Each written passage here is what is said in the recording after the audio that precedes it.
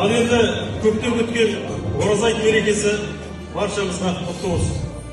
30 күн оразамызды ұстап, 30 күн оразамыздан кейін Аллах Тағаланың белгілерінен болған ораза айтқа жетіп, сол ораза айтты халқымызбенен, жамағатымызбен бірге тойлауды Құдай Тағала бүгінгі күні баршамызға нәсіп етіп жатыр. Құрметті ағайын, бүгінгі мерекеміз баршамызға қабыл болсын. Осы отырған баршаңыз бүгінгі мына отырысқа атсалысқан болсаңыздар, осы атсалысқандарыңыз жай ғана дастарханға атсалысқан жоқсыздар. Сіздер бүгінгі күні қасиетті Құранның аятын паш етейін деп атсалысқансыздар. Бүгін хадиске тікелей амал жасап атсалысқансыздар. Өйткені Аллах Тағаланың белгілерінің не болған нәрселерді ұлықтау, ол Аллах Тағала ұлықтаған мемлекет. Сондықтан бүгінгі осы дастарханға кеткен қаражаттарымыз тектен кеткен жоқ. Аллах Тағала дүниеде ақиретте еселеп қайтарсын дейсіздер.